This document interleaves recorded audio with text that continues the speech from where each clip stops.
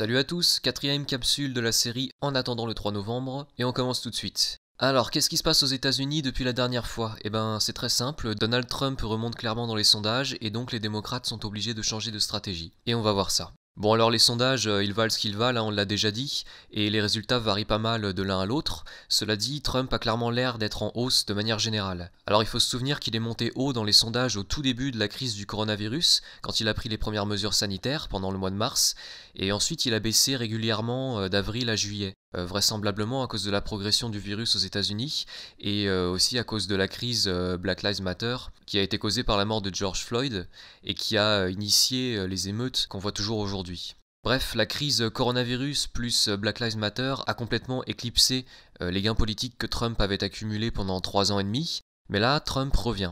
Alors pourquoi est-ce qu'il revient? On l'a déjà dit plusieurs fois, hein. Pour faire simple, les Américains ont compris que le virus n'est pas dangereux, que les démocrates entretiennent la psychose et restreignent les libertés individuelles, et que ces mêmes démocrates ont encouragé les émeutes, les pillages et les incendies qui vont avec. En somme, la fameuse crise du coronavirus et Black Lives Matter a été initialement mise sur le dos de Trump par les médias, alors Trump a baissé dans les sondages, mais ensuite le peuple a compris la supercherie et l'a mise cette fois-ci sur le dos des démocrates, et donc Trump remonte dans les sondages. Bon, je simplifie un peu, mais globalement c'est ça. Le mensonge des médias ne fonctionne plus, il y a eu trop de mensonges et d'abus autoritaires, et maintenant les Américains veulent que Trump les aide, ils veulent que Trump les protège d'un vaccin obligatoire, qu'il envoie la garde nationale contre les émeutiers. Bon, je refais pas l'analyse des autres capsules, mais Trump incarne la solution, la sécurité, et les électeurs indécis l'ont compris. Résultat donc, Trump remonte dans les sondages, il remonte également chez les bookmakers, les parieurs, et ça c'est aussi un indicateur très intéressant. Il y a surtout une étude qui est très intéressante du Democracy Institute qui a été faite. Alors je vous mets les liens en description. Alors le Democracy Institute, c'est l'organisme de sondage qui a donné Trump gagnant en 2016 et qui a aussi annoncé la victoire du Brexit. Donc ils sont plutôt fiables. Et là, ils annoncent Trump vainqueur le 3 novembre, avec 48% des voix contre 45% pour Biden. Et ils annoncent en plus que cet écart sera encore plus fort dans les États clés, avec cette fois-ci 49% pour Trump et 42% pour Biden. Alors 49 contre 42, je sais pas si vous voyez, mais c'est un écart qui est vraiment énorme, hein, je précise. Alors qu'est-ce qu'il nous dit encore ce sondage? Il nous dit que 9% des électeurs de Biden pourraient bien décider de voter pour Trump le jour J, contre 3% seulement chez Trump.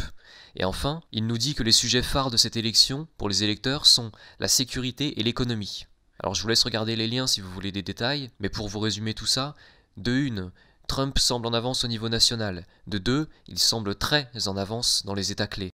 De 3, les électeurs de Biden sont très indécis. Ça, je vous l'avais dit l'autre fois, hein, ils votent, mais ils votent sans conviction.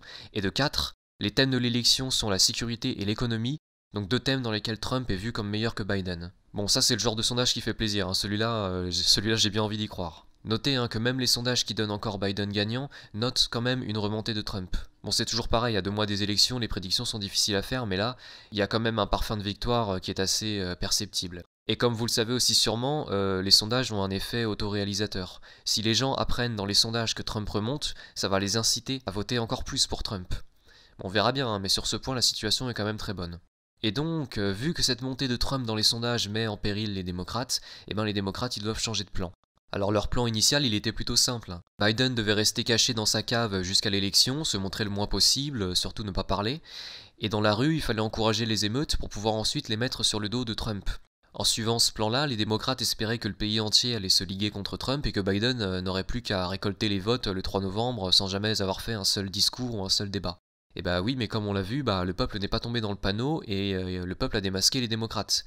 Les démocrates qui sont maintenant vus, eux, comme les responsables des émeutes qu'ils ont encouragées, qu'ils ont fait passer pour des manifestations pacifiques et contre lesquelles ils ont refusé d'intervenir. Sauf que maintenant, ils sont obligés de faire l'inverse. Alors les démocrates commencent à condamner les émeutes et à se faire passer pour le parti de l'ordre et de la sécurité, sauf que c'est trop tard. Ils ont trop encouragé ces protestations et cette violence pour pouvoir maintenant les condamner. D'ailleurs, si vous regardez bien, ils ne les condamnent qu'à moitié. Ils dénoncent vaguement les émeutes violentes, ils disent rien pour les manifestations jugées pacifiques, ils ne font pas de déclarations trop sévères et surtout ils n'acceptent toujours pas la garde nationale de Trump. Ils n'arrêtent pas les délinquants et les criminels qui saccagent les villes alors qu'ils les connaissent. On rappelle que toutes ces émeutes ont lieu dans des villes démocrates, donc les démocrates ont tous les pouvoirs pour y mettre fin. Bah oui, sauf que si les démocrates agissent, ils perdent leurs derniers électeurs, la gauche radicale et violente, c'est-à-dire le seul électorat qui ne risque pas de basculer chez Trump. Donc là, Joe Biden fait des discours où il met les émeutes sur le dos de Trump, mais je pense pas que ça ait convaincu un seul Américain tellement c'est grotesque comme accusation. Les démocrates se sont affichés depuis mai dernier comme le parti des émeutiers et de l'insécurité, et ça c'est une image qui va leur rester sur la figure au moins jusqu'à novembre. Alors de son côté, Trump il montre clairement sa volonté de combattre les antifas, qui sont le noyau dur des émeutiers. Il a annoncé des aides financières pour la police de Kenosha. Alors Kenosha c'est la ville de Kyle Rittenhouse dont j'ai parlé la dernière fois, donc une ville où il y a beaucoup de dégâts. Pour vous résumer la visite de Trump, c'est simple. Il n'a pas présenté de condoléances à la famille de Jacob Blake, l'homme tué par la police, ce qui a engendré les émeutes. Donc Trump n'a pas présenté de condoléances, il a soutenu que Kyle Rittenhouse avait tiré en état de légitime défense, il a qualifié les émeutes de terrorisme, et il a accordé 42 millions de dollars de financement à la police du Wisconsin, l'état auquel appartient Kenosha. Donc là, on n'est pas dans les déclarations molles des démocrates qui dénoncent la violence sans la combattre. Trump, il est arrivé et il a dit « c'est du terrorisme ». Pas de pitié pour les émeutiers, et voilà 42 millions de dollars pour remettre vos policiers sur pied. 42 millions de dollars. Souvenez-vous que de l'autre côté, chez les démocrates, le mot d'ordre c'est defund the police. Définancer la police, dissoudre la police. Bref, l'exact opposé de ce que fait Trump, qui lui désormais n'aura plus aucun mal à montrer que c'est lui qui incarne la sécurité et l'ordre. Bon alors à part ça aux États-Unis, quoi d'intéressant? Bon, quelques nouvelles dont vous avez dû entendre parler. Si jamais c'était pas clair, Biden a montré une nouvelle fois qu'il était sénile dans son allocution qu'il a faite à Pittsburgh il y a quelques jours, en bégayant, tout ça, en cherchant ses mots. Bref, rien de nouveau, mais si jamais vous pensiez qu'il allait mieux, bah non. Et Nancy Pelosi a été filmée dans un salon de coiffure, les commerces étaient censés être fermés, mais elle apparemment elle a réussi à en faire ouvrir un pour elle, et elle ne portait pas de masque en plus. Donc là elle prétend qu'elle a été piégée, mais les gens n'ont pas l'air de trop y croire, et ça montre qu'elle ne croit pas elle-même aux mesures sanitaires qu'elle a contribué à imposer aux États-Unis. Donc pour ces deux points, Nancy Pelosi chez le coiffeur et Biden sénile, je vous renvoie à mes deux dernières vidéos, mais vous en trouverez plein d'autres un peu partout sur le net. Bon, et en France on en est où ? Eh ben, comme prévu, les Gilets jaunes font leur rentrée avec des manifestations prévues pour le 5 et le 12 septembre. Alors je vous laisse vous renseigner pour savoir ce qui s'organise du côté de chez vous, vu que ça concerne pas uniquement Paris.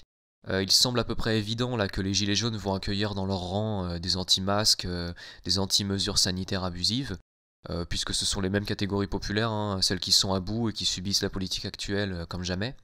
Avec les petites entreprises en difficulté, celles qui ont fait faillite, les anti-masques qui veulent pouvoir respirer, ceux qui sont forcés de mettre des masques à leurs enfants tout en sachant que c'est plus dangereux qu'utile. Ceux qui attendent, à la manière du grand débat de Macron, qu'il y ait un grand procès pour tous les mensonges liés à la crise sanitaire. Bref, il y aura potentiellement énormément de monde au rendez-vous. Alors je parle même pas des policiers, des professionnels de la santé. De toute manière, cette crise a touché tout le monde, donc tout le monde peut potentiellement rejoindre les manifestations. Et il ne faut pas oublier que si les Gilets jaunes ont eu un fort impact, c'est pas forcément parce qu'ils étaient nombreux, mais plutôt parce qu'ils ont duré longtemps et qu'ils ont été tenaces. À part pour leur toute première manifestation, ils étaient généralement entre 100 et 200 000. Donc c'est beaucoup, mais dans l'absolu, c'est pas un nombre hallucinant non plus. Mais comme ces 100 à 200 000 personnes sont restées pendant des mois, qu'ils ont tapé là où ça fait mal, et qu'ils ont tenu, malgré les yeux crevés, les mains arrachées, ça a porté ses fruits. Alors pas autant qu'on aurait voulu, mais n'empêche, ça a ravivé la contestation populaire, et la France a été vue dans le monde entier. Donc maintenant, il faut espérer que tout ça renaisse dans les prochaines semaines, il faut se dire qu'une fois de plus, tous les pays nous regardent, et qu'on a plus à gagner qu'à perdre, vu la situation actuelle. Quoi qu'il en soit, au sujet des mesures sanitaires, il y a quand même de très bonnes nouvelles. Alors je vais pas en parler des heures parce que Sylvain Autrota le fait largement mieux que moi, mais on observe en ce moment un peu partout en France des contestations des mesures sanitaires qui sont portées devant les juges et qui obtiennent gain de cause. Alors pour vous la faire courte, en Alsace, la préfète avait imposé les masques partout dans les villes de plus de 10 000 habitants, mais la justice a finalement rejeté l'arrêté qu'elle a jugé abusif.